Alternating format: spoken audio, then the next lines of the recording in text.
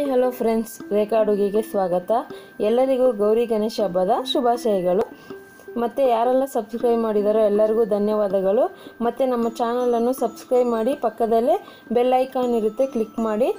ಮತ್ತು ಇವತ್ತು ನಾನು ಗಣೇಶನಿಗೆ ಇಷ್ಟವಾದಂಥ ಕಡಲೆ ಉಸ್ಲಿ ಮಾಡಿ ತೋರಿಸ್ತಾ ಇದ್ದೀನಿ.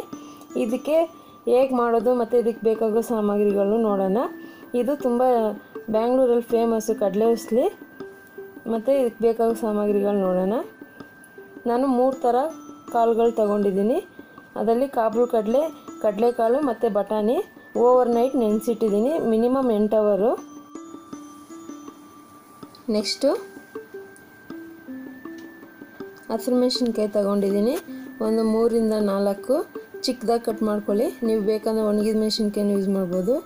ಬೆಳ್ಳುಳ್ಳಿನ ಜಜ್ಜಿಟ್ಕೊಂಡಿದ್ದೀನಿ, ಒಗ್ಗರಣೆಗಾಗೋಷ್ಟು ಎಣ್ಣೆ, ಹಸಿ ತೆಂಗಿನಕಾಯಿ ತುರಿದಿರೋದು, ಈರುಳ್ಳಿ ಒಂದು 2,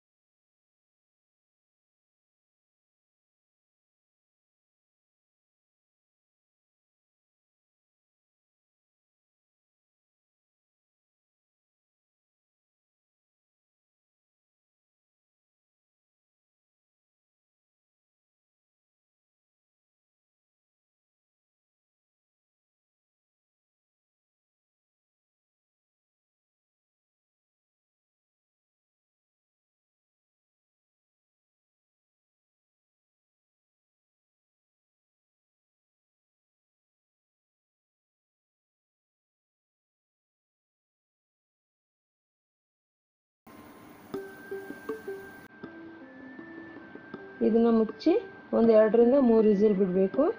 ಈಗ ಇದಕ್ಕೆ ಮುಚ್ಚಳ ಹಾಕ್ತಾ ಇದ್ದೀನಿ.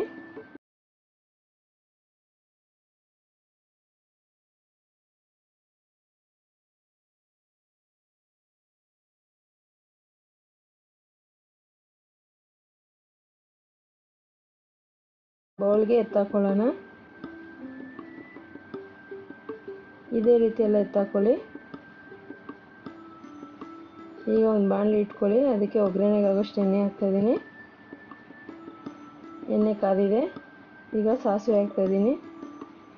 ಈ ಕಡಲೆ ಉಸ್ಲಿ ತುಂಬ ಚೆನ್ನಾಗಿರುತ್ತೆ, ದೇವ್ರಿಗೆ ನೈವೇದ್ಯಕ್ಕೆ ಇಡ್ಬೋದು.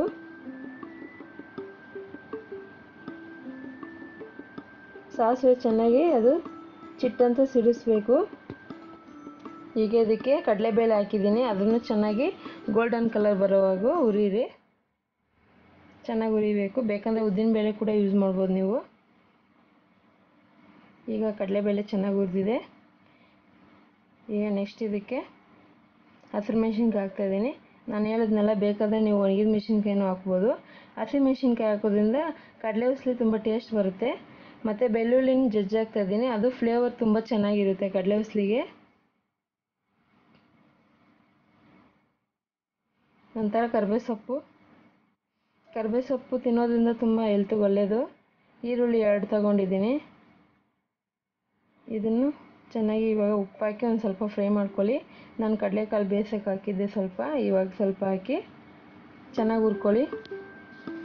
ಈ ಕಡಲೆಕಾಳು ಉಸ್ಲಿ ದೇವ್ರಿಗೆ ತುಂಬ ಇಷ್ಟ ಆಗುತ್ತೆ, ನೈವೇದ್ಯಕ್ಕೆಲ್ಲ ಇಡ್ಬೋದು. ಈಗ ಬೇಯಿಸಿರೋ ಕಡಲೆಕಾಳು ಹಾಕ್ತಾಯಿದ್ದೀನಿ ನಾನು. ಇದನ್ನು ನೀವು ಮನೇಲಿ ಹಬ್ಬ ಏನಾದರೂ ಮಾಡಿದಾಗ ದೇವ್ರ ನೈವೇದ್ಯಕ್ಕೆ ಇಟ್ಟು ಎಲ್ಲರಿಗೂ ಕೊಡ್ಬೋದು, ಪ್ರಸಾದ ಥರ. ಇದನ್ನು ಎಲ್ಲ ಚೆನ್ನಾಗಿ ಮಿಕ್ಸ್ ಕೊಡಿ.